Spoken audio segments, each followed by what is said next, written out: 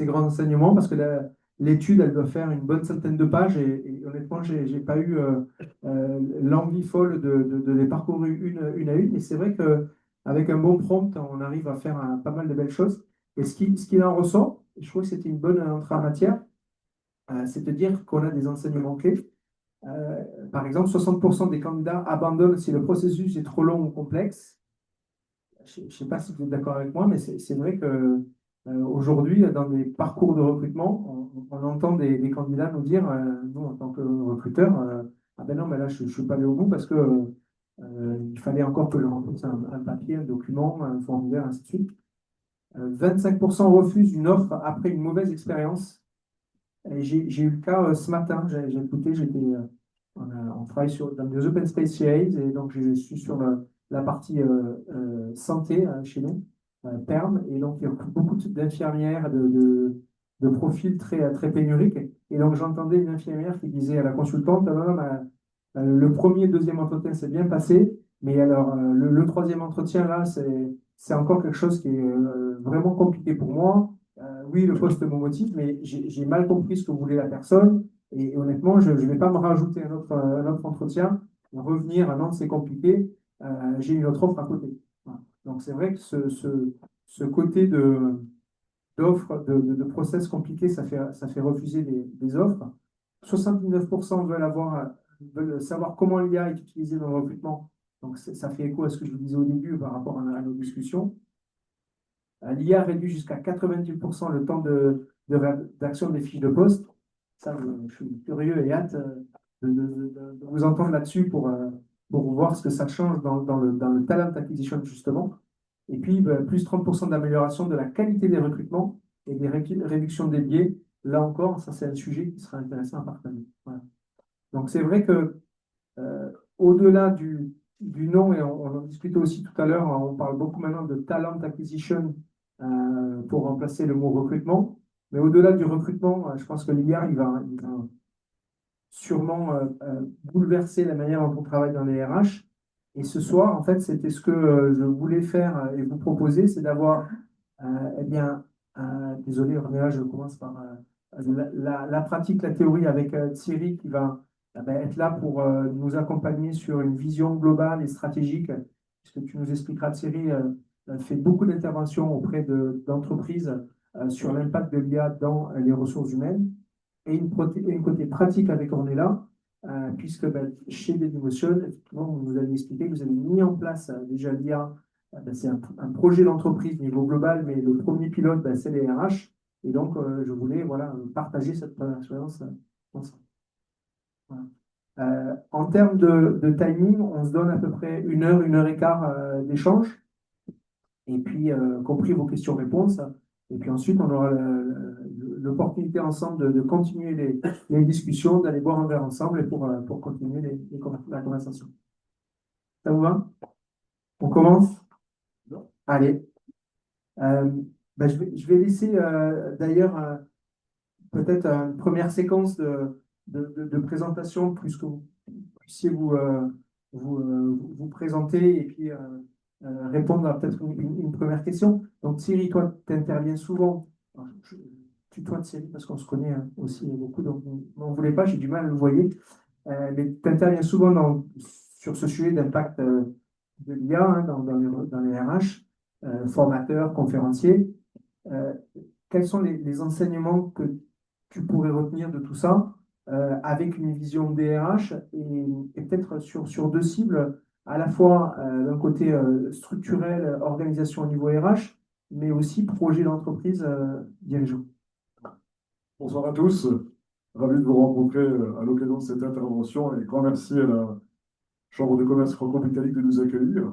Écoutez, sur le sujet aujourd'hui de l'IA dans les ressources humaines, ce qui ressort fortement euh, depuis quelques mois, clairement, je vois une bascule forte entre, au début, les RH étaient en train de dire, bon, est-ce qu'on va utiliser l'IA ou pas? Je pense que une grande partie a fait le choix de s'en servir. C'est vraiment une vraie bascule entre les premières sessions que j'animais de formation, où j'avais des DRH qui se posaient plutôt la question, qu'est-ce qu'on pourrait faire avec, est-ce qu'il y a vraiment un intérêt?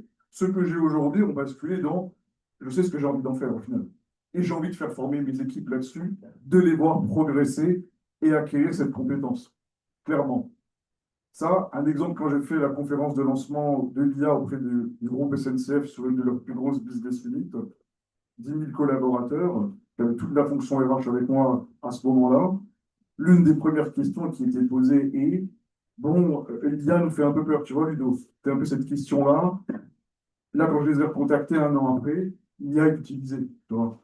Et clairement, on a dépassé le stade de la crainte. Autre enseignement que je peux partager avec vous, c'est que pour l'instant, il y a un vrai choix qui va devoir être opéré. Je prends un peu de hauteur là, hein, au-delà de comment utiliser un prompt et tout. Un vrai choix doit être opéré entre avoir une IA générique que l'on utilise et que l'on va intégrer dans ces outils ou faire développer une IA en interne, notamment pour la question sensible que vous connaissez tous de la protection des données, du respect de l'IA Act et de la RGPD. Ça, c'est vraiment l'un des choix aussi que beaucoup d'RH me demandent, c'est qu'est-ce qu'on fait? Est-ce qu'on part plutôt sur une IA générique, la type ChatGPT par exemple, Perplexity, que l'on va intégrer dans ces outils? Est-ce qu'on va utiliser plutôt l'IA qui est dans notre suite bureautique, le Copilot pour ceux qui ont Microsoft 365, Gemini pour ceux qui sont sur Google Workspace, ou est-ce qu'on fait développer notre propre outil? C'est une vraie question qui va se poser aussi, de plus en plus. Et pour répondre à ta question, oui, effectivement, il y a aussi quelque chose qui ressort fortement aujourd'hui, c'est que la population RH se pose la question de, OK, je vais utiliser l'IA, mais sur quel processus en priorité? Tu vois. Le recrutement fait partie, mesdames et messieurs, clairement. J'ai par exemple beaucoup de RH qui hésitent encore sur l'usage de l'IA sur le processus juridique, par crainte de la précision, de l'exactitude des données.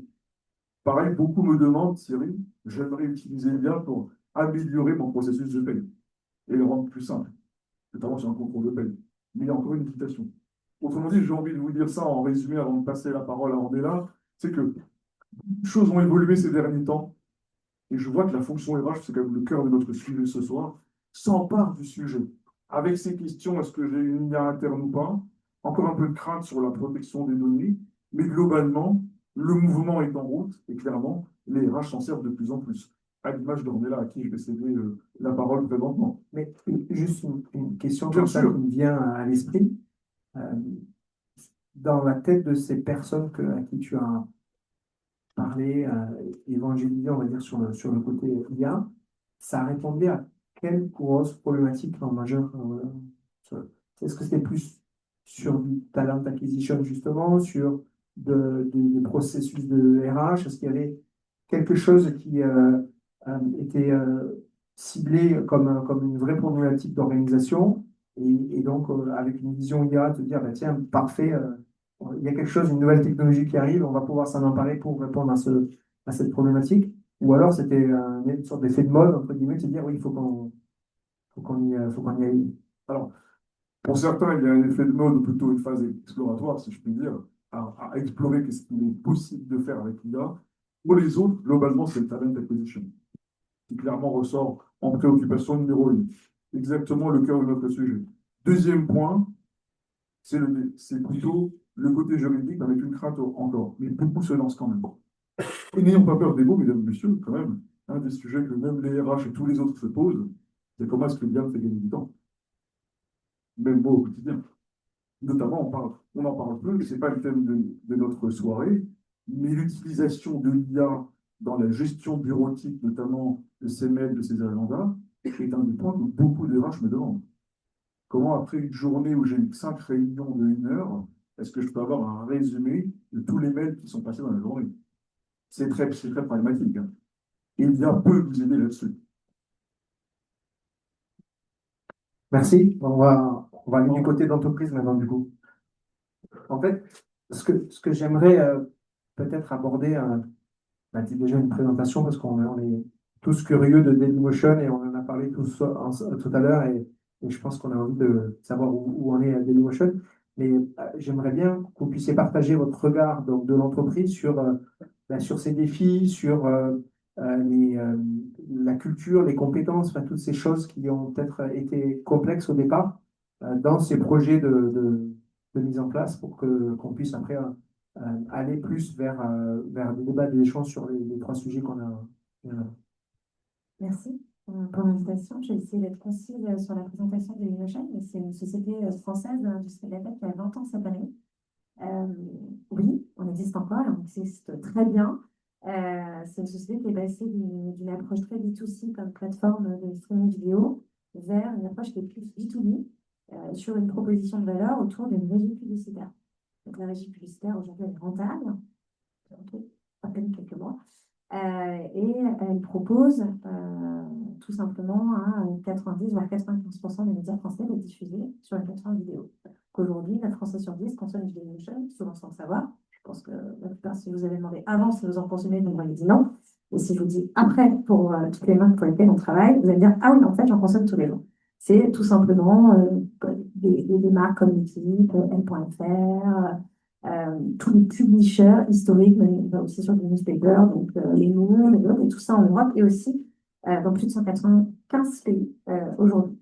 Donc, l'intelligence artificielle, et ça c'est plus pour l'acculturation, Dailymotion c'est une entreprise dans l'industrie de la tech, on a plusieurs technologies qu'on développe, et l'intelligence artificielle est un tournant qu'il fallait prendre déjà d'un point de vue business, c'est-à-dire sur la base de notre technologie. C'était important de pouvoir rapidement par rapport aux outils qu'on a utilisés quotidiennement et délivrer un outil qui utilise du machine learning, qui utilise de l'intelligence artificielle à travers le traitement de notre data, de base, en tant que plateforme vidéo, on a énormément de data qu'on monétise aussi, et qu'on vend de la publicité, on ne vend pas seulement un format publicitaire, on vend la data qui va derrière pour expliquer à l'annonceur, tout simplement à la marque qui achète du contenu, il va savoir ce qu'il y a derrière, la vision du contenu.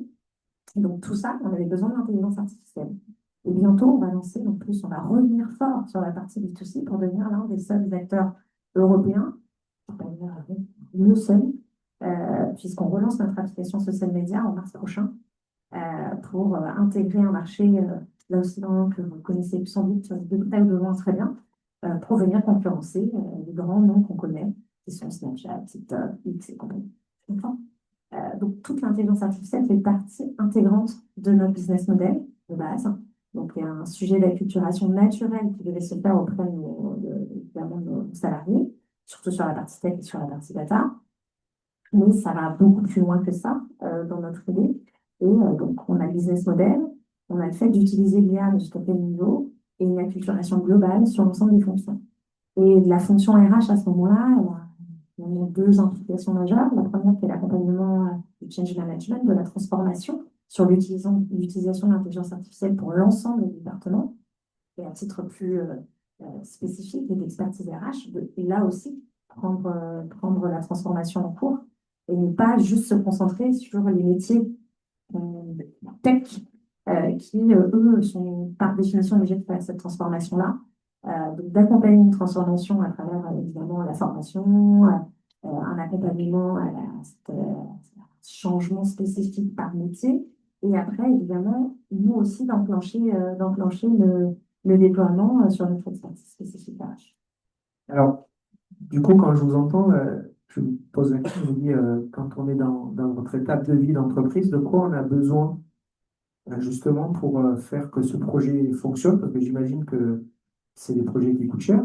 Il y a de la tech, il y a beaucoup de choses autour. Et déjà, comment on mesure le ROI, c'est de se dire comment on veut que ça fonctionne. Et deux, se dire qu'est-ce qu'il faut absolument qu'on déploie. Alors, ça peut être de la technique, des formations, mais ça peut être aussi de l'engagement de la part, j'imagine, du grand boss qu'il faut aussi engager là-dessus. C'est un peu la question que je me fais un peu l'ambassadeur de la salle, mais n'hésitez pas si vous avez aussi des questions. Ce dont on a besoin, effectivement, c'est un engagement qui passe par le relais. Et donc, le relais, on a mis en place justement la transformation, on l'a accompagné par des représentants. On a appelé ça des champions.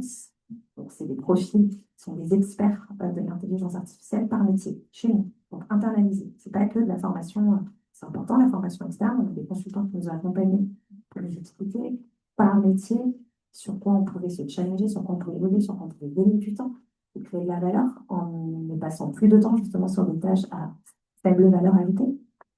Il y a aussi le fait d'avoir des représentants en interne, et bien des exemples, des rôles modèles à part entière qui utilisent l'intelligence artificielle. Et donc, on a environ une vingtaine by champions, par expertise. Moi, j'en ai mis dans mon équipe. Et, de base, il y a une appétence particulière pour l'intelligence artificielle qui s'est un peu auto-formée et qui s'est formée à travers Dailymotion. Et on a des champions dans chaque équipe qui vont se nourrir à travers toutes les évolutions, qui vont avoir une appétence naturelle et qui vont encourager par l'exemplarité, par la connaissance, l'ensemble des collaborateurs. Donc, une vingtaine de champions pour environ 450 collaborateurs à notre niveau. Ces champions, ils ont un comité de pilotage. Là aussi, il faut remonter quel type de KPI, En fait. le taux d'adoption d'IA. Et le taux d'adoption d'IA, on le suit comment? Bah, on a un agrégateur qui s'appelle Dust, qui nous permet effectivement de pouvoir regrouper un grand nombre d'outils d'intelligence artificielle qui garantissent aussi une forme de sécurisation de la donnée. Effectivement, c'est très important. Mais ces champions, ils vont généralement être capables d'identifier les départements où la transformation est plus difficile, plus longue, plus compliquée. Nous, en l'occurrence, qui on parlera, c'est la finance. On prend un petit peu plus de temps. On est même mieux en RH, donc je suis assez contente, c'est bien. Toujours cette petite... voilà. Mais c'est extrêmement important de ne pas seulement se baser sur des relais externes qui sont très précieux, effectivement, comme des formations, des consultants qui vont avoir cette expertise-là, mais de le faire vivre en interne à travers ces fameux champions et nos sponsors. Et nos sponsors en interne, nos sponsors de l'intelligence artificielle, bah, c'est ni plus ni moins que l'executive. C'est-à-dire notre CEO. Donc ça vient là. Et ça vient de là aussi. Donc, il y a vraiment en partant, mais je ne voulais pas en parler en premier, parce que je trouve que, évidemment, l'exemplarité passe par le leadership, mais ce qui a surtout le plus marché, c'était d'avoir des relais par expertise et par métier qui représentaient la volonté de transformation de l'intelligence artificielle en interne. Alors, de quoi on parle exactement, justement, hein, quand on parle d'IA, alors que ce soit dans votre département RH ou que ce soit avec cette championne?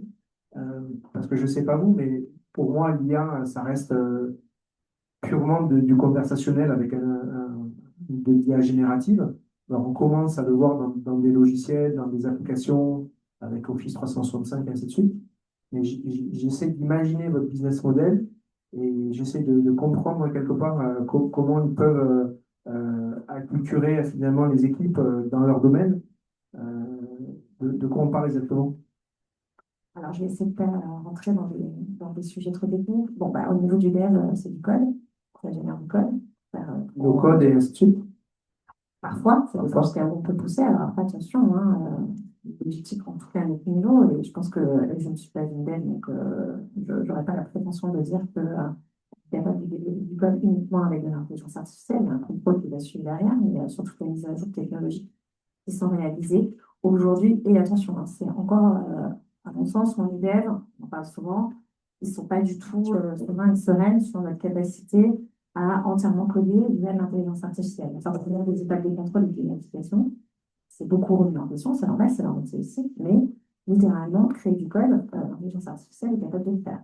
L'intelligence artificielle est capable évidemment de créer des modèles de traitement de la donnée, de la data par définition. Donc les data analystes chez moi, ils utilisent largement l'intelligence artificielle au quotidien. Ils ont même donc créé ce qu'on appelle des agents. On va prompter pour créer un agent répétitif sur une capacité derrière à ressortir une fonction qui va traiter de la data, qui va créer du code en fonction du besoin qu'on va avoir. Juste une petite parenthèse. Est-ce que tout le monde est OK avec le mot agent? Ouais. Parce que souvent, c'est des mots comme ça, il ne faut pas hésiter à redéfinir. C'est un sous-outil finalement qui va nous permettre d'avoir une action préenregistrée. Donc ça, c'est pour les métiers technologiques. Typiquement, on utilise énormément. Et puis après, si on rentre un petit peu dans l'entonnoir sur d'autres métiers, alors nous, on a déjà passé le cap du légal, avec beaucoup de relecture, évidemment, comment dire, et on mesure notre risque, forcément, sur ce qu'on a décidé de tester. Donc notre équipe juridique utilise énormément d'ailleurs qui ont été créés sur la prélecture de contrats, notamment parce qu'on a énormément de contrats, je vous en parlais avec les publishers, ça marche très bien. Et nous, sur la partie juridique, notamment, on a créé des agents de relecture, par exemple, de nos prestataires. Donc, si demain je travaille avec Pace et que Pace m'envoie leur contrat cadre habituel, j'ai un agent qui est déjà créé, qui va me suggérer par rapport à la data que nous avons nous-mêmes créée sur qu'est-ce qu'on accepte ou pas dans nos contrats prestataires, et elle va m'highlighter tout de suite, surligner instantanément ce qui est potentiellement pas en phase avec notre cadre légal propre à Dailymotion et Rocketbook. Voilà, par exemple. Là, je parle de mail, mais ça peut être n'importe quelle information, ça peut poser beaucoup de temps. Et toi, Thierry, tu vois d'autres applications quand tu échanges avec.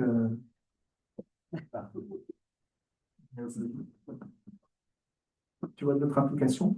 De l'IA dans les RH, ah ben, l'une des plus fréquemment évoquées, je pense que on est là pour aussi nous en parler, peut-être qu'elle utilise, c'est le chatbot, tout simplement. C'est quand même l'une des fonctions les plus recherchées dans les RH. Pourquoi? Le gain de temps est, comme René l'a dit, la simplification des tâches pour les équipes. Réduction des tâches à faible valeur ajoutée. Par exemple, quand vous avez la moitié de vos collaborateurs qui vous appellent pour vous demander quel est le nombre de jours de congés payés qu'il leur reste, le nombre de congés auxquels ils ont droit, il y a pour leur répondre sans problème. Et je ne parle pas d'une réponse qui soit faite de manière générale. Tout l'intérêt, c'est la réponse par rapport à votre cadre juridique et à la data disponible pour le collaborateur. On est loin de la réponse FAQ d'autrefois.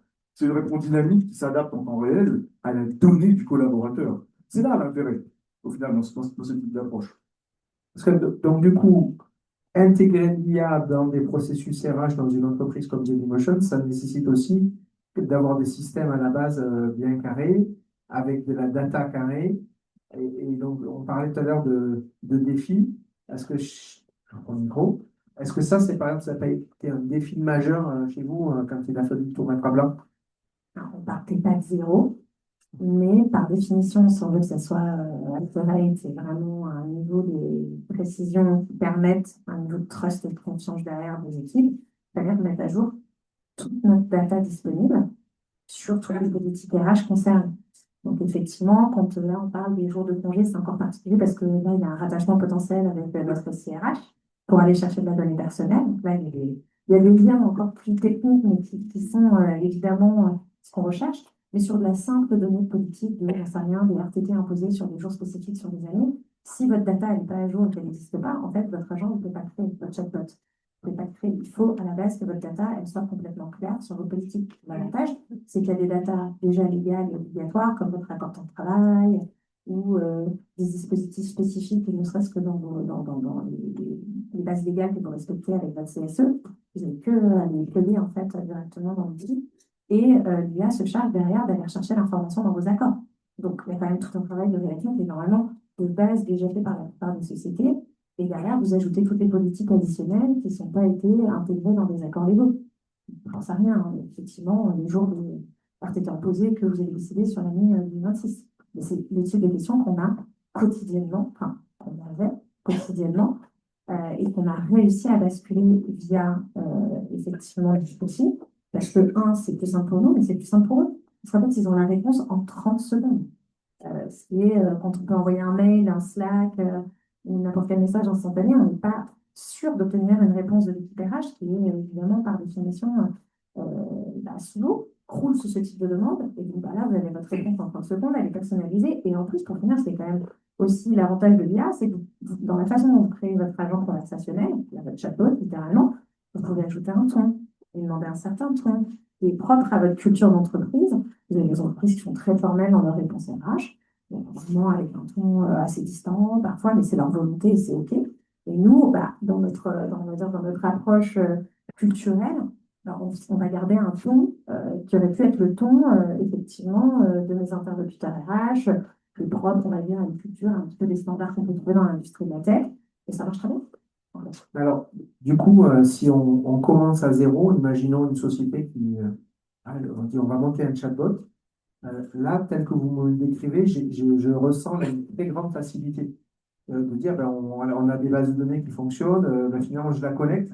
Mais concrètement, pour un RH qui n'est pas un tech, voilà, à l'aise avec l'informatique, tout ça. Documents Word, hein, en vrai, Oui, que je vous sais, mais, uploadez dans votre... là, vous connectez, mais concrètement, vous connectez comment? Je fais le naïf, hein, mais Pour être honnête, je ne sais pas comment le connaître. Quand vous créez votre agent, vous allez avoir la possibilité de uploader de la data. Et la data, c'est un document Word, hein. Enfin, ou un Voilà. PDF. Donc, en fait, vous allez me chercher. Vous allez juste chercher vos dossiers dans ce vos type de folders. demande, Voilà. En revanche, si elle n'est pas rédigée, on va utiliser l'intelligence artificielle pour pour la rédiger aussi. Ouais. Sur la base de, bon, bah voilà, ma politique, c'est ça, ça, ça, ça, rédige-moi quelque chose qui soit correct en termes de data, qui soit consultable aussi, parce que non seulement dans le chatbot, vous allez avoir une réponse synthétisée dans la réponse, mais vous allez aussi avoir les liens de référence qui sont disponibles si vous le souhaitez.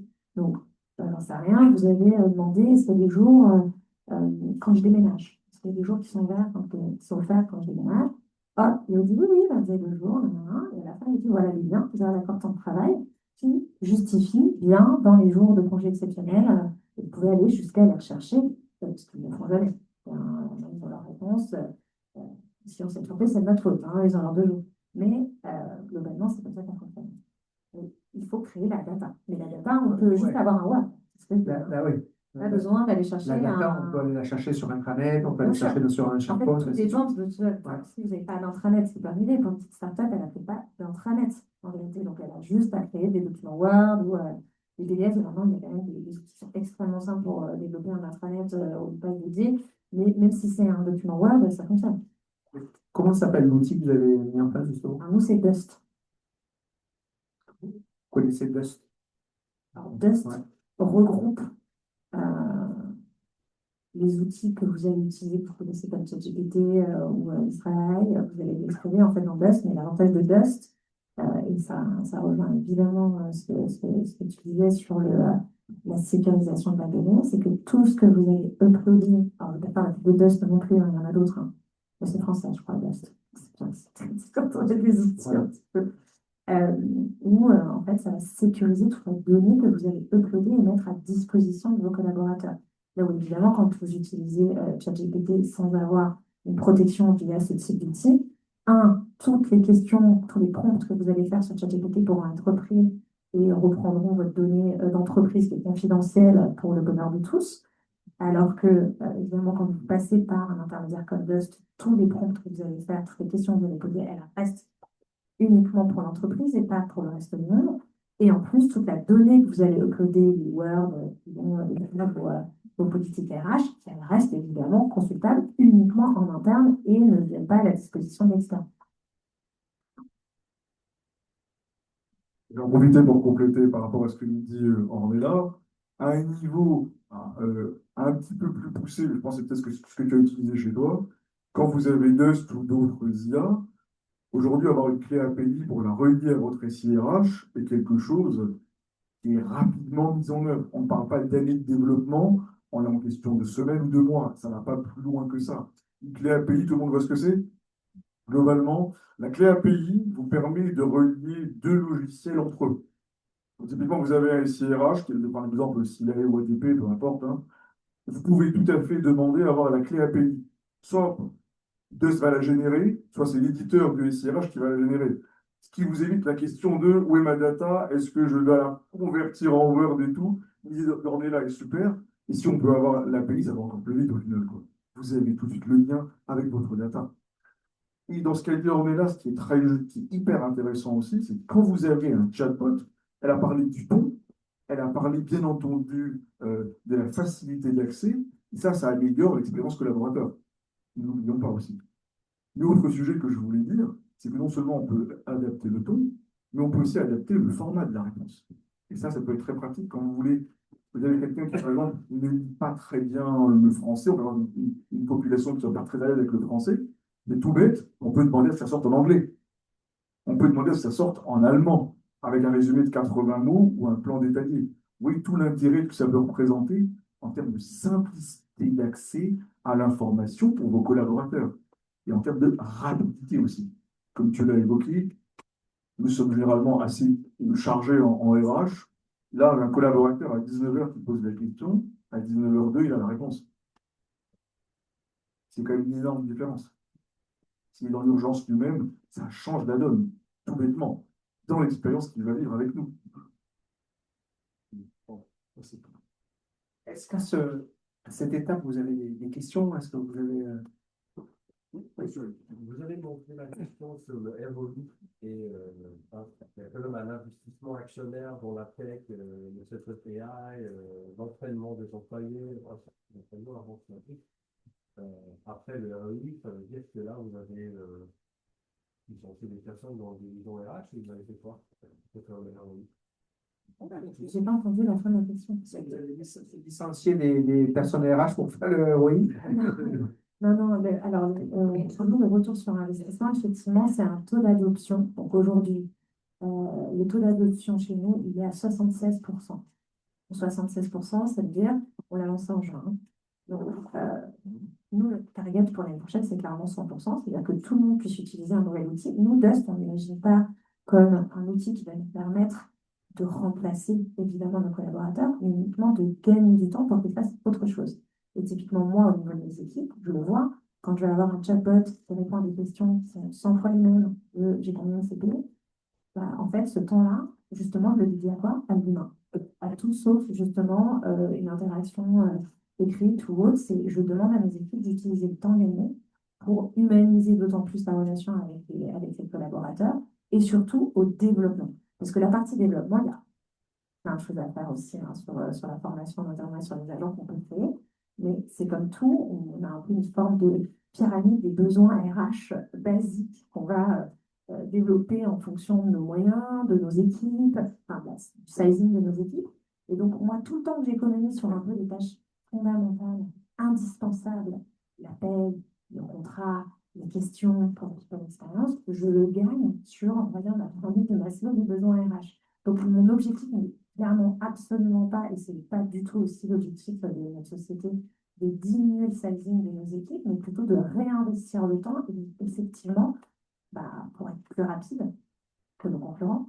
Parce que c'est alors pardon, à la même vitesse, parce que eux, ils ont déjà fait le switch, hein, mais c'est de ne pas prendre de retard et de s'assurer de regagner du temps sur des choses qu'on aurait dû, peut-être, c'est vrai, c'est beau se faire fait si on avait voulu être aussi rapide. Mais là, l'avantage, c'est qu'on peut être aussi rapide et agile sur notre capacité de rebond. Donc, non, évidemment, le KPI d'économie, alors en tout cas, parmi nous, vous avez peut-être des sociétés, bon, qui l'assureront peut-être pas tout de suite, mais qui ont pour velléité de diminuer leur masse salariale. En tout cas, moi, ce n'est pas du tout un KPI. Le KPI clair, c'est le taux d'adoption qui nous permet un gain de temps et d'être capable d'être aussi réactif que la concurrence sur le time to market.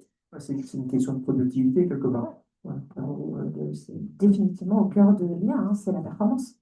Mais c'est aussi, on rentre quand même dans un cercle qu'on pourrait décrire. Aujourd'hui, je pense, c'est difficile de dire c'est un cercle vicieux ou vertueux que de dire on veut être aussi rapide que la concurrence, on ne veut pas perdre du temps que les autres ont déjà réinvesti dans l'intelligence artificielle. Donc, nous, on a investi très vite pour être sûr que l'adoption se passe le plus vite possible pour éviter à tout prix de prendre du retard par rapport à la concurrence dans notre industrie. J'ai une question Ornella à nouveau. Donc, pour ce qui est des fonctions support, vous avez d'excellents exemples de ce qui est fait, notamment pour la partie RH. Si j'ai bien compris, Dailymotion, la principale source de revenus, c'est les ventes en B2B. Est-ce que vous avez d'autres cas de figure pour la partie sales et qui représenteraient du coup plus le ROI de l'utilisation de l'IA à un niveau peut-être un petit peu plus poussé expert que vos champions ont pu mettre en place? Alors, c'est surtout sur la création de docs, enfin tout simplement les présentations. Si on a des sales dans la salle, c'est que c'est un temps important de création, de design et de mise en place de visuels potentiels qui vont venir vendre évidemment ce qu'on a à vendre. Et en l'occurrence, c'est énormément de temps qui demande aussi à nos équipes design notamment de s'organiser et elles gagnent quand même beaucoup de temps grâce à ça. Et nos sales aussi gagnent beaucoup de temps sur aussi de la relecture. Vous savez, la petite typo qui fait tâche, qui laisse oublier quand on met devant le client, ce type de choses. C'est du temps de gagner, c'est du sérieux de gagner, c'est du professionnalisme de gagner. Et typiquement, pour nos sales, ça a été un agent qui a pu être créé sur de la relecture ou même de la création. Je ne sais pas si ça répond à votre question, mais c'est dans notre démarche commerciale, c'est vraiment un temps extrêmement important, cette partie-là.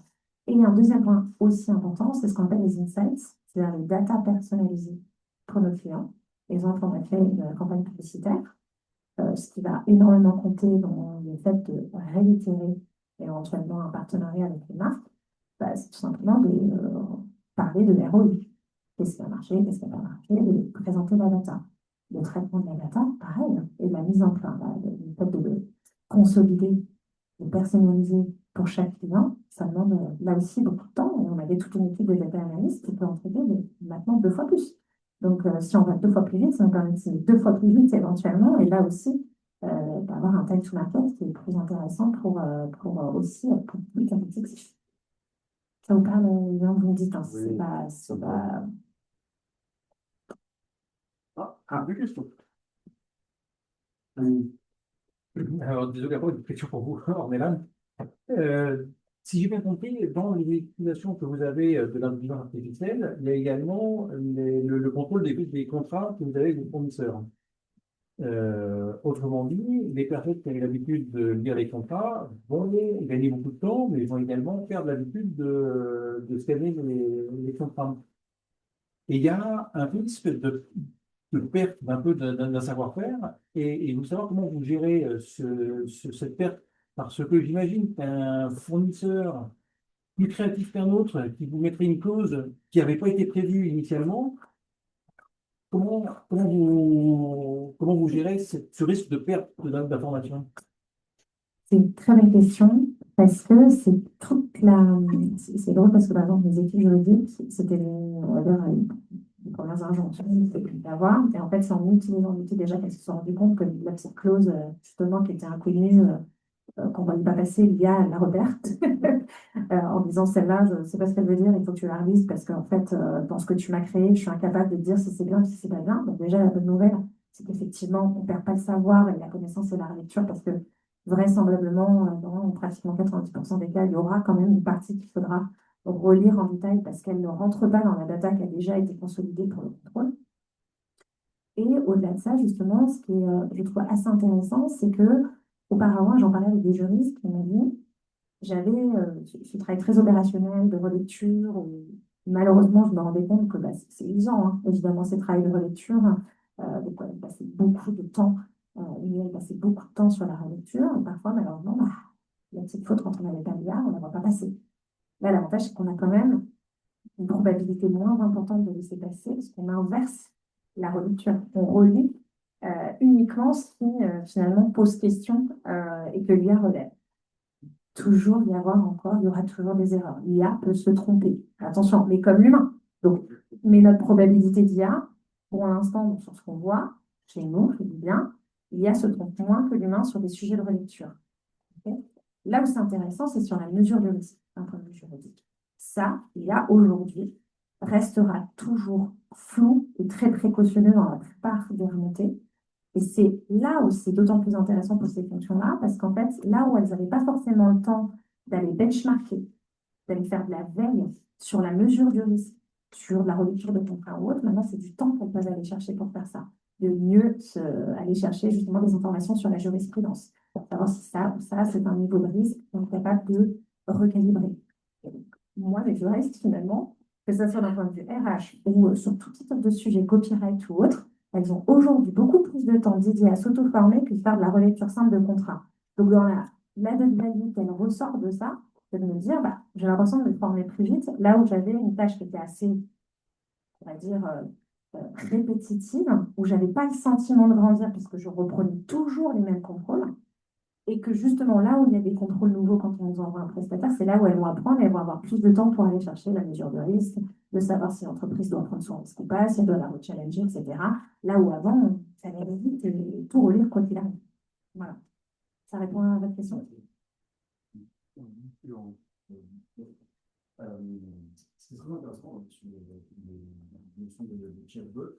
Que je me pose une question, c'est est-ce qu'on va vers une hyper spécialisation de l'IA? C'est-à-dire que là, on a parlé de chatbot, on a parlé de généralité, par exemple, on a des entreprises. Je pense à moi, est-ce que vous pourrez, dans un futur, c'est déjà le cas, j'ai des jeunes dans les documents dire voilà, ça fait 1 an que je suis en entreprise, combien j'ai de jours de taf. En fait, avoir vraiment une personnalisation de l'IA par rapport à vraiment à l'employé lui-même qui pose des questions, il a les réponses par rapport à ce qu'il est, par rapport au temps qu'il est en entreprise. J'imagine que ça peut être limite en termes de RGPD. Alors, quelques limites que l'on peut, entre guillemets, on ne peut pas dire facilement, mais qui sont comme des outils comme Dust, que l'on peut mettre en conformité avec la législation. Et votre question à sa réponse aujourd'hui, c'est que l'IA, quand on parlait de chatbot, justement, c'est l'étape que nous avons franchie. La FAQ était générale. Aujourd'hui, le chatbot vous répond par rapport à vous. D'accord. C'est tout l'intérêt, justement. C'est de basculer vers une utilisation de la data adaptée à votre cas. Et non plus notre fameuse FAQ. Bon, déjà, je pense que tu peux aussi en parler sur le sujet. Et un des points que l'on va avoir demain, alors, ça, c'est pas pour tout de suite, hein, mais il y a quand même la transparence des rémunérations va venir aussi, par exemple. Vous savez, le 7 juin 2026, il y a une mise en application de la directive 2023-970 de l'Union européenne qui porte sur le sujet. C'est vraiment un des points.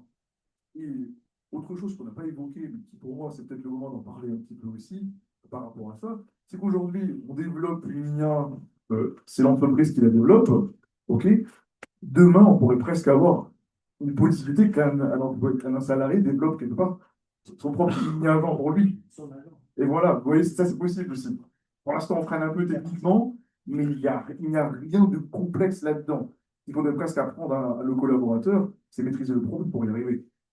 Parce qu'au final, je vous invite à essayer une fois, hein, ce sera hyper intéressant. Essayez de créer votre propre agence sur n'importe laquelle des IA actuellement grand public, hein. Vous allez voir, c'est relativement simple. Et surtout, utiliser l'astuce que je donne souvent, c'est demander à l'IA de vous donner le prompt pour créer l'agent. Vous allez voir, c'est bluffant.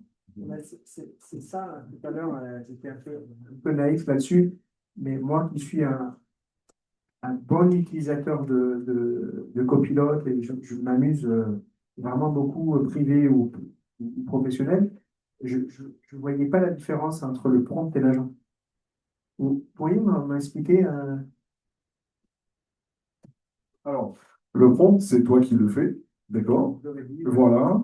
Et tu as une nouvelle demande, par exemple, tu demandes à chaque fois à l'IA, analyse-moi le document juridique, crée-moi un résumé de 80 mots et cite-moi les sources en ayant comparé avec les jurisprudences ADAPT 2025.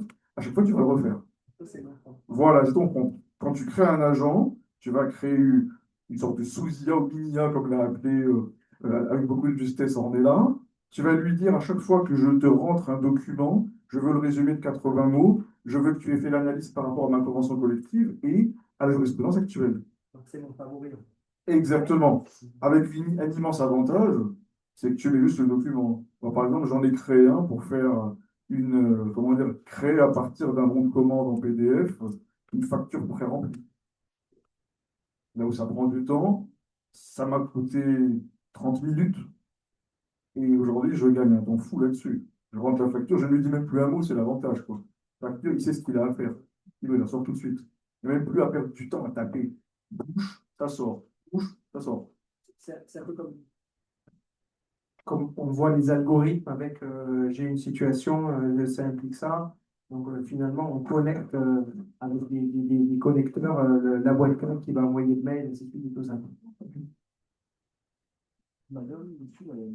Alors, je vous en prie, on reviendra là. Change, dans quelle mesure vous avez développé une culture un peu du contrôle et en tout cas des garde-fous? Parce que si je prends l'exemple de la facture, on pourrait dire c'est triste que ça arrive, mais il y a quand même besoin de s'assurer que quand on a un PDF un peu atypique, la facture peut être erronée. Et sur les pratiques fichiers RH, comment vous avez inculqué cette culture de attention, on ne peut pas tout prendre pour argent comptant? Alors, sur notre partie à nous, tout le travail, effectivement, avait déjà été fait de création de la donnée. Et de base, on avait quand même une épuration de tout ce qu'on écrivait et qui était disponible pour les collaborateurs, devait avoir une forme de contrôle indispensable sur la base de est-ce que c'est tout simplement légal, pas légal. On avait déjà eu toute une veille qui était même sortie de l'IA à notre niveau. Quand on n'a pas encore créé cette data-là, éventuellement, je pense que si on a besoin de réassurance, au-delà de l'IA, on peut tout à fait s'armer comme on l'aurait fait traditionnellement et de faire relire notre data par des conseils, qui vont tout simplement s'assurer que ce qui est écrit est probant. Et ça, je parle pour en partie légale. Après, il y a aussi en termes de culture. Est-ce que c'est le canton? Est-ce que ça fait partie des guidelines pour les données? Là, on en revient effectivement à un travail de relecture, de contrôle qui est indispensable. Il ne faut pas se permettre de juste se dire on est dans la légale, il y en a d'autres que pourra, et puis effectivement, derrière, il y a des données qui sont transmises aux collaborateurs et qui sont prennent un risque et non utilisables pour l'entreprise parce que c'est illégal ou parce que c'est incorrect. Donc, de toute façon, le contrôle faisait partie intégrante déjà de la façon dont on coordonnait notre data et on n'a fait que finalement adapter une méthodologie traditionnelle de contrôle de ce qui pouvait être dit et écrit sur nos données RH pour qu'elles soient mises à disposition via l'IA. Voilà. Voire même avec un contrôle complémentaire parce qu'on pouvait demander effectivement à l'IA de éventuellement nous relever dans ce qu'on avait déjà écrit, ce qui pouvait potentiellement créer un risque pour l'entreprise d'un point de vue légal et ou d'interprétation à la lecture d'un document. Donc en fait, on s'est doublement contrôlé avant de pouvoir mettre à disposition. Je ne sais pas si ça répond à votre question. Dans ce que vous cherchez comme réponse. Je vais compléter juste sur la réponse d'Ordella. Au niveau de l'IA, madame, il y a quelque chose de très intéressant à faire aussi, surtout quand on crée un agent, c'est d'intégrer le contrôle dans la conception de l'agent. Dans un exemple concret, c'est de lui dire, par exemple, qu'il ne peut pas aller chercher d'informations au-delà d'une certaine source, chose que vous choisissez, que s'il n'arrive pas à trouver l'information voulue internaliser, de faire de l'extrapolation ou de l'interprétation. C'est en gros, en anglais, c'est ce qu'on appelle lui dire, de refuser le mode do anything ou answer first. Ça se programme dans un agence. Je vous permets d'avoir le garde-fou aujourd'hui. Un tout petit peu technique, mais facile. Je précise bien technique dans le terme et facile dans la mise en œuvre. C'est un peu comme un collaborateur où vous diriez, tu vas faire ta recherche que dans tel ouvrage, dans telle base, et si tu ne trouves pas la réponse, ne va pas m'en chercher ailleurs. Mais dis-moi par contre, je n'ai pas trouvé la réponse. Typiquement, dans la langue que j'ai programmée, c'est ce que j'ai mis en œuvre. On pourra en reparler volontiers si vous voulez. Le prompt de contrôle existe. Bien entendu. Je ne peux que vous inviter tous d'ailleurs à le prévoir. Vous êtes sur des sujets sensibles, pensez à votre prompt de contrôle. Qu'est-ce que l'IA ne doit pas faire si malheureusement il n'a pas la réponse? C'est ce qui permet de mettre fin aux hallucinations de l'IA. Parce que c'est vrai que sur les IA grand public, on a un peu quelque part, c'est pas un travers, mais à force de vouloir répondre absolument aux clients, parfois à payer un abonnement, il faut être honnête, hein, ils vont pas avoir tendance à vouloir faire de l'interprétation, de l'extrapolation. Et c'est sur quoi il faut absolument lutter, bien sûr. Je rajouterais un point de contrôle. Alors, ce n'est pas un point de contrôle, c'est un point finalement de retour sur erreur qu'on a mis en place, notamment au niveau RH, sur l'agent qu'on a mis à disposition, donc le chatbot pour l'ensemble de nos collaborateurs. Ce qu'on a mis en place dès le démarrage quand on a lancé, sur la période de test et ensuite sur la période tout simplement d'intégration, c'est faites-nous une remontée si effectivement il y a une réponse qui vous semble incorrecte, qui vous semble incorrecte sur l'ensemble des niveaux, légal, sur le ton, sur la certitude et sur le fait que ce soit correct ou pas. Et donc, on en a eu un, parce que, une nouvelle fois, l'IA peut se tromper et aller chercher dans des documents en pensant que c'était des documents qui faisaient le lien avec tel ou tel sujet. C'est pour ça que la rédaction est extrêmement importante aussi dans ce qu'on va mettre à disposition en data. Et le fait de mettre à jour, parce que si vous avez deux accords temps de travail qui sont uploadés, ou il y en a un qui est à jour et l'autre pas à jour, bon, bah, la donnée va se croiser, l'IA se perd. Et donc, par définition, il va être incorrect. Donc, on a quand même mis en place évidemment un système de demande de retour de la part de nos collaborateurs systématisé s'ils estiment qu'il y a une erreur ou en tout cas une réponse qui ne semble pas adaptée à la question apportée.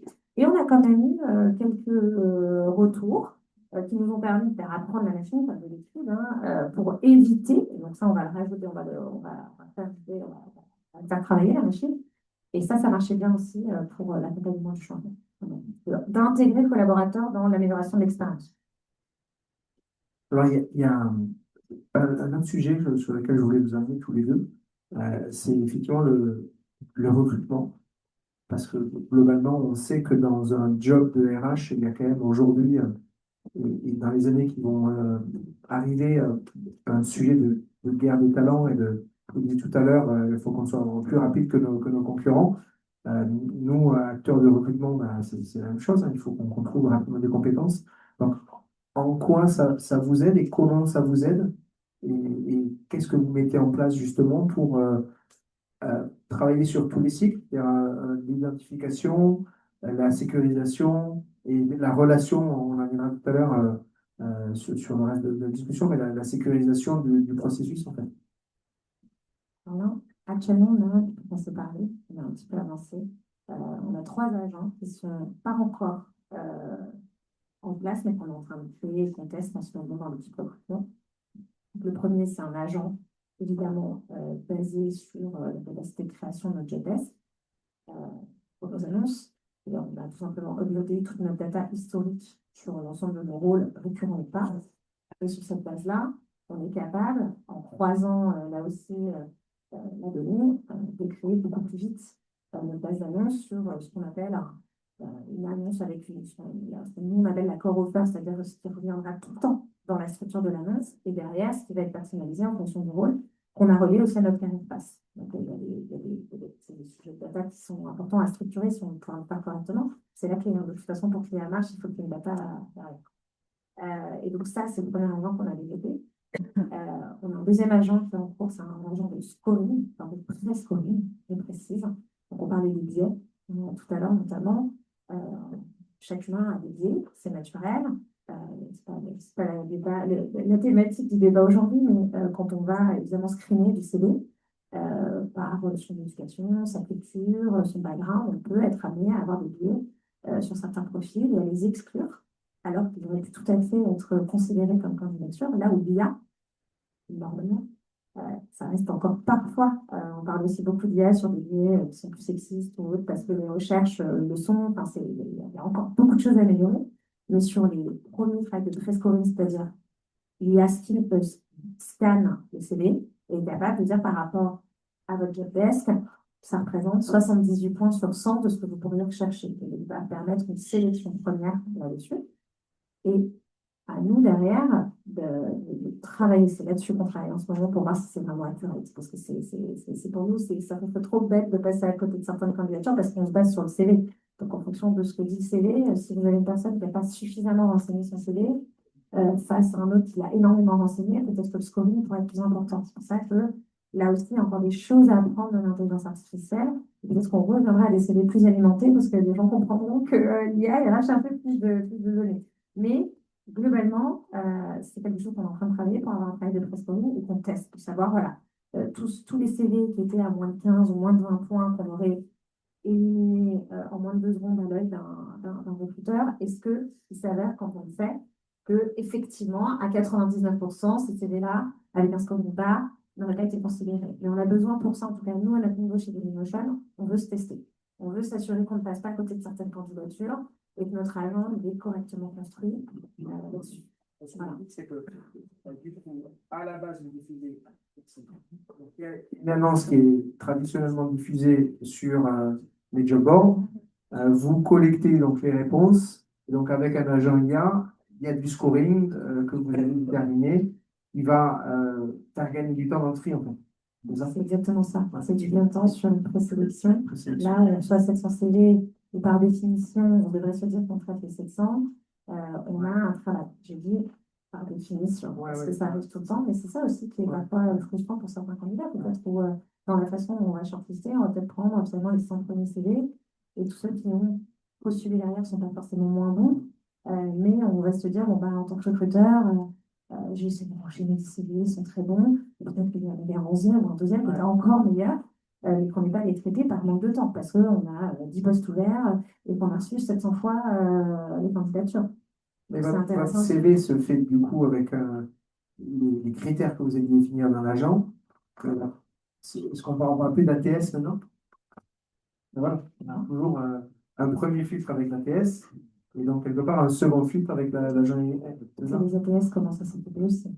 Ouais, c'est ça. J'ai compris que sur la rédaction et sur la publication, il y a une forme, maintenant dans les réunions sur Smart Recruiter, ils commencent à effectivement travailler sur des formes de CV un peu mise en avant qui seraient, selon les critères déjà prescreenés par l'ATS, pourraient le mieux correspondre à ce qui est écrit dans les profils recherchés. Donc, si je veux travailler chez Dailymotion, il faut absolument que je maîtrise les ATS et en plus que je connaisse les secrets de votre algorithme pour passer dans Dans le filtre? Pour l'instant, non, Ouais. puisque c'est encore à la base de test. Mais potentiellement, ça vaut le coup. Mm. Ou continuer à faire du réseau et puis vous rencontrer vos copains Aussi, ça et marche vous aussi. faire Et ça, pour l'instant, il n'a pas encore réussi à passer le cap, mais ouais. Et juste pour compléter, avant de passer la parole à madame et monsieur, on n'oubliera pas monsieur, madame qui avait des questions tout à l'heure aussi, juste pour compléter sur l'usage de l'IA dans le recrutement. Euh, Là, dans des entreprises de taille plus petite, où on n'a pas une équipe RH dédiée, je vois un usage qui est ressorti beaucoup dans les formations que j'anime, c'est tout simplement d'aller rédiger l'annonce de recrutement. Et je vois beaucoup d'entreprises qui s'en servent dans ce sens-là, avec un usage intéressant, parce que on part souvent de ce que l'on sait faire, de ce qu'on a en interne. Moi, ce que je montre par exemple à mes clients, c'est comment utiliser l'IA pour aller faire de la veille sur le secteur, voir les annonces qui sont produites, et de produire une annonce qui serait un cran plus adaptée que celle qu'il y a sur le secteur. Ça, c'est un outil de veille. Vous voyez, c'est un usage très intéressant de l'IA qu'on ne fait pas souvent. Pour l'instant, on a parlé d'usage de l'IA, on exploitait la donnée interne. Là, jamais les clients à basculer de l'autre côté, à utiliser leurs données internes, mais aussi la donnée externe pour en produire quelque chose. Et là, c'est un usage de l'IA qui est très poussé également ici. Et un autre usage, tout bêtement, Ludo, on en parlait ensemble il y a quelques temps, eh bien, des grands groupes comme RATP ou d'autres SNCF que je vois utilisent aussi l'IA pour faire quelque chose d'assez poussé. C'est le développement d'outils d'évaluation ou d'assessment beaucoup plus poussés que ce qu'ils ont aujourd'hui, mais adaptés en temps réel au profil des candidats. Et quand on est en train de finaliser le process, on se dit, tiens, bon, j'ai rencontré les 3 candidats, il y en a 2 qui m'ont l'air très bien, mais j'ai envie de pousser un petit peu. L'IA peut avoir un usage très fort aussi. Un peu comme si demain j'avais un DAF qui a tel ou tel type d'expérience, l'IA va m'aider à créer le process d'évaluation qui sera ciblé à son profil et pas un process générique.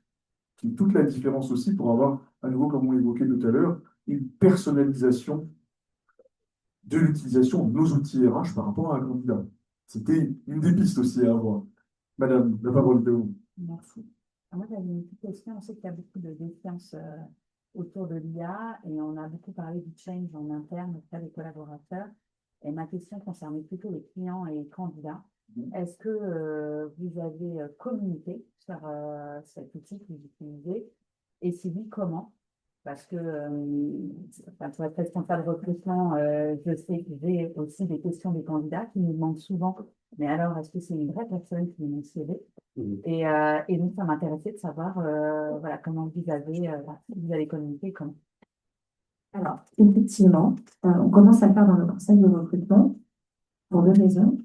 La première, pour éviter des mauvaises surprises pour les candidats et les candidates, parce que par définition, je pense que maintenant qu'on l'a déployé pour l'ensemble des métiers chez nous, quelqu'un qui arrive avec des éventuelles défiances pour l'intelligence artificielle, ce qui est tout à fait entendable. Et aujourd'hui, on a encore le libre arbitre de vouloir suivre ou pas, je dirais, une tendance technologique. Ça serait inconscient aujourd'hui par rapport au déploiement chez nous de ne pas avoir ce niveau de transparence sur l'utilisation quotidienne et surtout notre volonté d'adoption.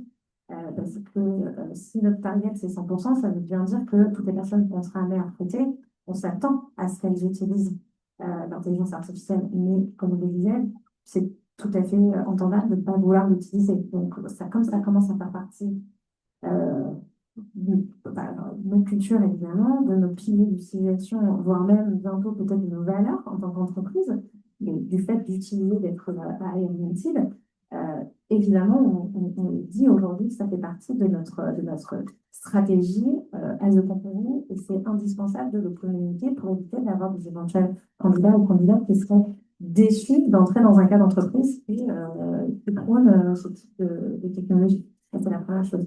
Ensuite, étant donné qu'on n'utilise pas encore réellement, qu'on est au niveau du test, aujourd'hui, les CV sont encore vus chez nous par un humain, évidemment. On n'a pas communiqué, par exemple, ça serait l'étape 2. Donc, je pense qu'il faut apporter, ça c'est que ma façon de penser, c'est très, là pour le coup, c'est à définir pour chaque entreprise, mais je pense qu'il faut avoir ce niveau de transparence avec le candidat et la candidate.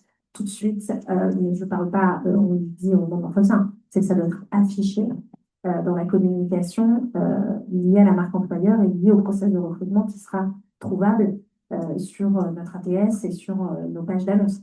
De dire, l'IA fait partie de nos outils, sachez que, alors, je repeaufinerai sur le vernis, ne prenez pas pour acquis, mais je repeaufinerai en disant, l'IA va faire partie de votre process de recrutement chez Dailymotion. Parce que je trouve que c'est important, effectivement, d'avoir cette approche honnête pour le candidat ou la candidate. Et ce qui va être imposé par l'IA en plus sur l'utilisation de l'IA pour les procès dans lesquels il y a une décision de l'humain. Je taquinerai un petit peu en demandant aussi aux candidats, est-ce que vous avez utilisé l'IA pour faire votre candidature? Il y a quand même plus de 60% qui l'utilisent, hein. On va aller dans le 90. Alors, il y avait monsieur qui attend depuis tout à l'heure, ensuite madame et monsieur. Voilà, monsieur, allez-y. Je vous prie. Une question pour vous, Ornella. Vous avez utilisé dans dans le cadre de recrutement 3 types d'agents, la rédaction d'annonces, le pré-matching et le troisième, du coup. Est-ce que je vais le retrouver? Ah oui. L'upload des notes de recrutement de mes recruteurs pour une synthétisation, parce que alors, moi personnellement j'ai commencé par le recrutement. Je me souviens là, des prises de notes éternelles et derrière où je manquais clairement enfin, la prise de notes c'est pas mal en soi, de synthèse finalement dans ce que je pouvais ensuite envoyer au hiring manager ou même directement à notre RH, voilà, le compte rendu. Et donc là on l'a automatisé. Alors ça pour le coup c'est très rapide. On systématise une prise de notes écrite, et même encore écrite à la main, ça marche parfois très bien. Pas tout le temps, mais ça marche très bien. Et ça permet d'avoir une synthèse, en plus sur la base d'un agent qui est hyper organisé, qui a toujours le même modèle. Donc comme ça, quand un hiring manager va chercher une information, il connaît exactement le sens finalement de niveau où j'obtiens l'information de salaire, où j'obtiens l'information de compétences, où j'obtiens l'information de disponibilité, puisque c'est toujours le même ordre, on l'a synthétisé. Et ça, sur la base d'une réponse scorecard, c'est pas mal. Vous n'utilisez pas un Plod? Ouais, si. Vous connaissez ce petit outil sous forme de carte de crédit que vous mettez derrière un téléphone ou vous posez sur un bureau, puis du coup, ça enregistre la conversation. Et du coup, ça retranscrit une prise de notes extraordinaire sur le compte rendu avec un mapping, et ainsi de suite. Donc, c'est assez puissant comme outil. J'ai envie d'écouter mes recruteurs de ça. Voilà. C'est bluffant. Oui, c'est un coût. Ouais. Ben, ça se rajoute en fait. C'est ça. C'est un business model bien Plus l'abonnement. qui est génial. On avait une autre question. Voilà. Il y avait quelqu'un avant moi. Vas-y. Alors, vous avez parlé du troisième chantier qui était de traiter en fait les demandes entrantes que vous aviez, les candidatures.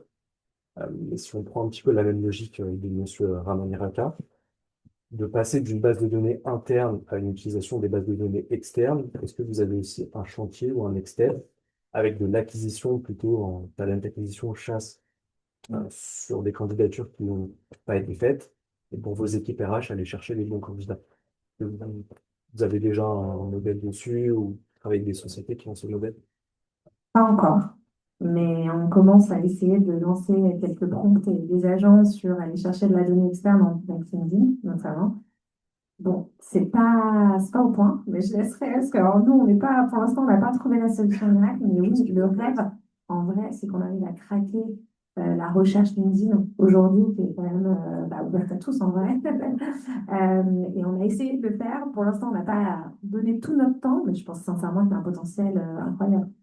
La vraie question ici, c'est quel est le modèle économique que LinkedIn mettra pour l'accès à sa base. Le vrai sujet là, au Il y a final. des outils. Compliqué à mettre en place techniquement, hein, clairement. Par contre, il faut que LinkedIn l'accepte. Ou alors on passe par par du hacking. C'est un peu délicat, mesdames, messieurs, n'allez pas dire que j'allais direct de LinkedIn. Hein. En fait, il y a des modèles de scrapping et de matching en fait, Oui, avec différents outils aujourd'hui qui existent pour répondre à ces problématiques. On voulait voir si c'est un chantier sur lequel vous avez déjà travaillé. Pas encore. Voilà. Mais vous vous demandez comment on est là, s'y penche déjà, clairement.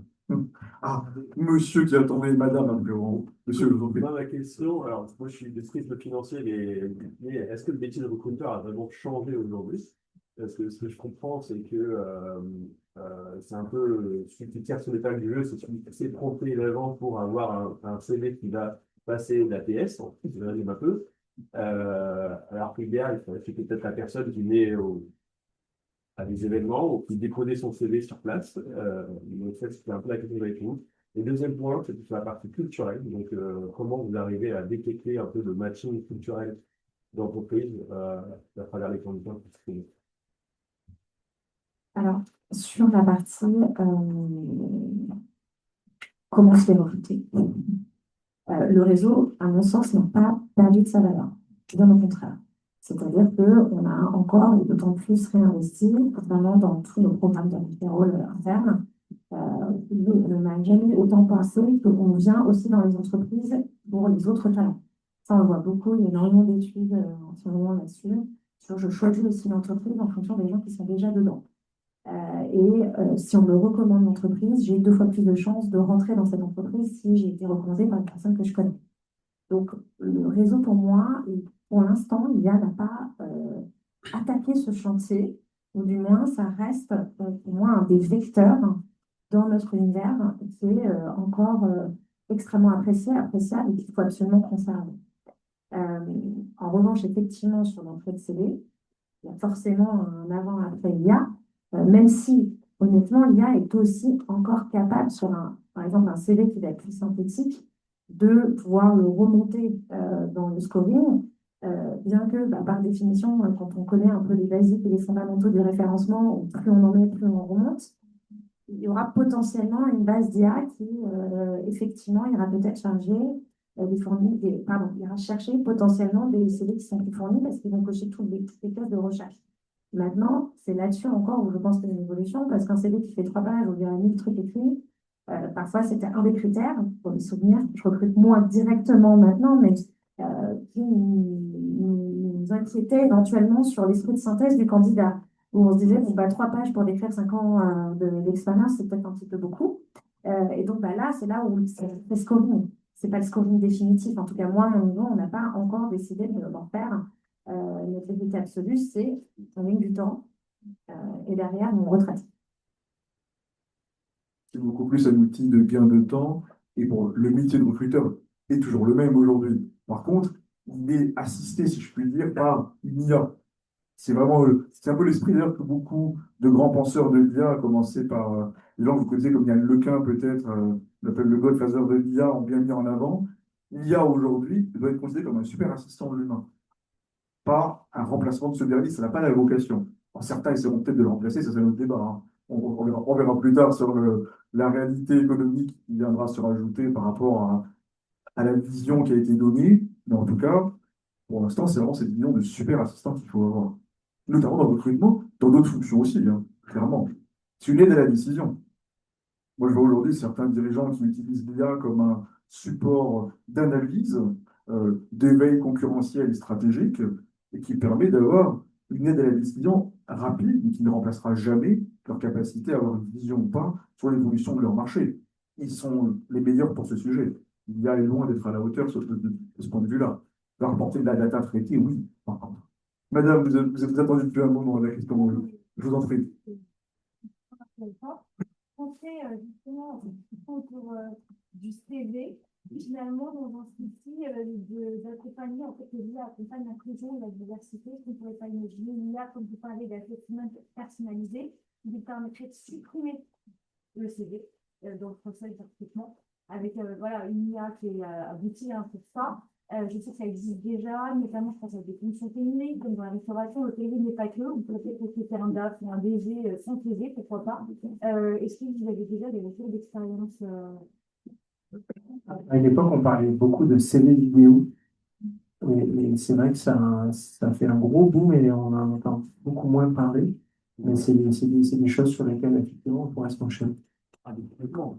Alors aujourd'hui, il y a un sujet qu'on ne peut pas aborder en Union européenne pour l'instant, parce que nous sommes bloqués du point de vue légal, mais qui, du point de vue technique, est vraiment en phase d'être bien abouti. C'est comme d'évoquer Ludovic, le CV vidéo, mais on aurait surtout l'entretien vidéo assisté par l'IA. Ça, pour l'instant, je ne peux pas le faire. Techniquement, c'est faisable. Ça se fait. Où l'IA va aider le recruteur en analysant en temps réel le profil des candidats. Mais on peut recruter son CV si on choisit de passer par le mode de, quelque part, hein, La question est l'approche par la réalisation plutôt que le CV. Moi, j'accompagne des clients qui recrutent, comme vous le dites aujourd'hui, dans la tech. Bon, il n'y a plus de CV, le candidat est intéressé. Il atterrit tout de suite sur l'interface de recrutement et il fait son assessment.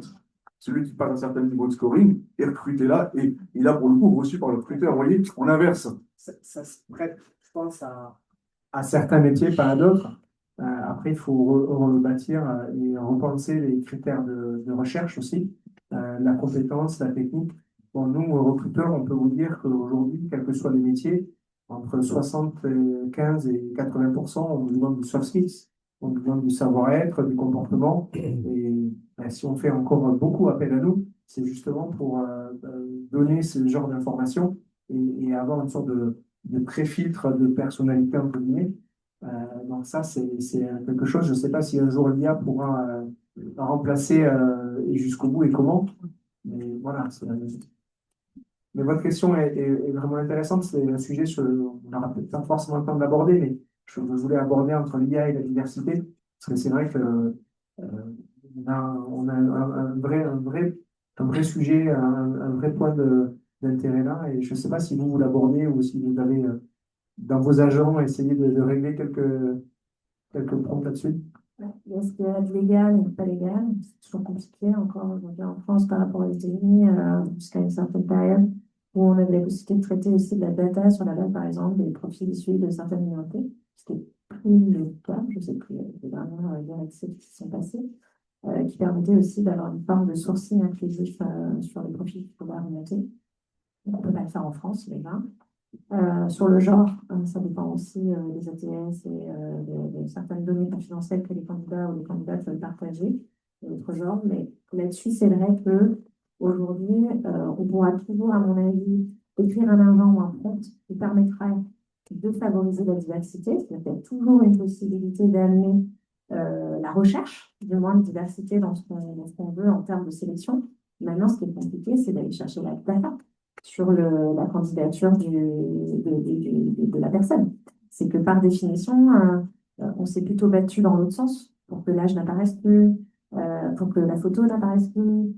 Donc on prendrait le problème dans l'autre sens parce qu'on visait à effacer une forme d'identité pour éviter des discriminations. On viendrait maintenant à ajouter de l'identité pour obtenir de la diversité. Vous voyez ce que je veux dire? Mais c'est un débat hyper intéressant à avoir. Mais l'IA, je pense, ne serait pas une barrière, du moins. Il pourrait effectivement être un allié en fonction, en tout cas en France, de notre capacité à pouvoir éventuellement apporter plus de diversité dans la data collectée pour les candidats. Et peut-être aussi accompagner les hiring managers dans un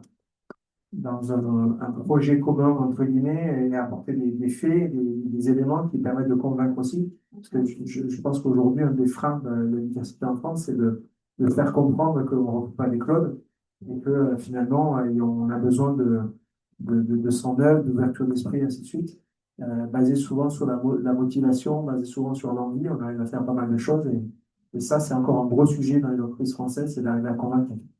La seule chose qu'on a mis dans notre test de scoring, c'est d'arriver à une sélection de CV avec un certain niveau de score, avec une shortlist paritaire, sur la base de le candidat ou la candidate a renseigné son genre. Parce que c'est ça aussi le problème, c'est qu'on a encore la liberté de ne pas vouloir renseigner son genre. Tout simplement parce qu'on n'a pas envie de le renseigner dans la data et de le créer dans la donnée historique de l'entreprise. Donc, ce qui est compliqué, c'est que quelqu'un qui ne va pas le renseigner va peut-être être discriminé par la demande de parité. Donc, il faudrait que je demande finalement d'instaurer quand même ceux qui n'ont pas donné la donnée et de me débrouiller derrière avec ce qui restera. Mais on a essayé de le faire au moins pour avoir une proposition de CV qui soit paritaire, autant d'hommes que de femmes, et derrière, de pouvoir se baser là-dessus pour avoir une shortlist, là aussi, qui apporte une diversité des genres. En France, c'est tout ce qu'on peut faire aujourd'hui, sur la base de la donnée. Sur issus de minorités, c'est compliqué, c'est pas légal. Les cataloguer de cette manière-là, on ne peut pas le faire. Donc, il y a sans doute, sur le handicap, il y a des choses intéressantes à faire aussi, en revanche, en mettant le sujet sur ceux qui affichent aussi, éventuellement, avec qui le faire, qui sont RQTH. Mais en tout cas, dans le cadre légal, c'est tout ce qu'on peut faire. à ma connaissance.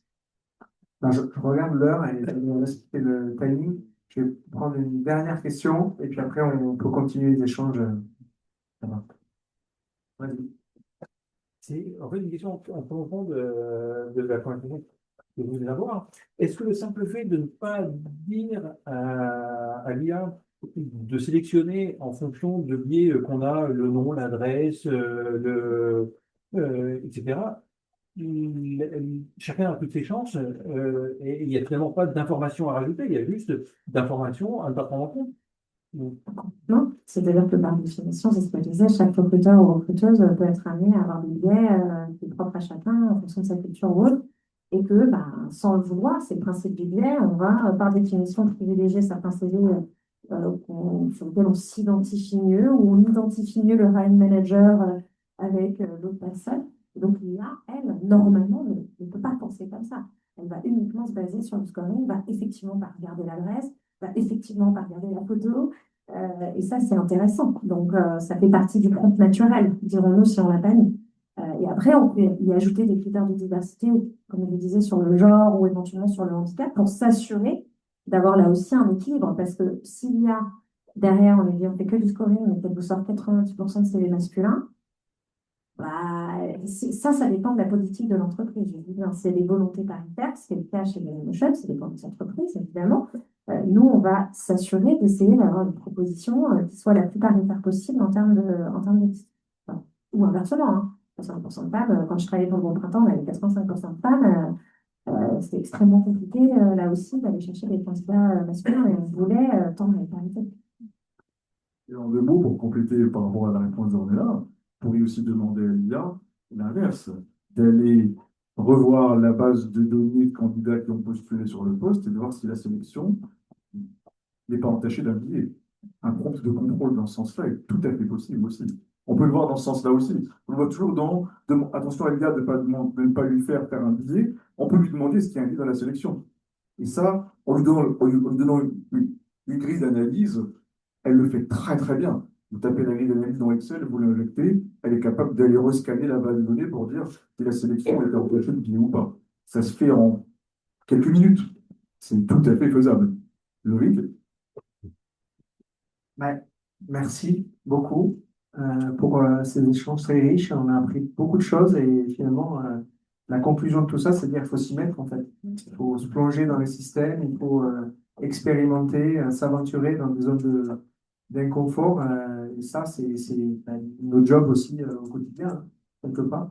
Donc, un grand merci Ornella, un grand merci Thierry, merci Catherine, Jérôme, Anaël, que j'oublie pas, qui travaille avec moi et qui a beaucoup travaillé sur cet événement qui nous réunit ce soir. Et ben, je vous propose de passer à côté et puis continuer les échanges. Et puis rendez-vous pour le prochain After Work, du coup en 2026.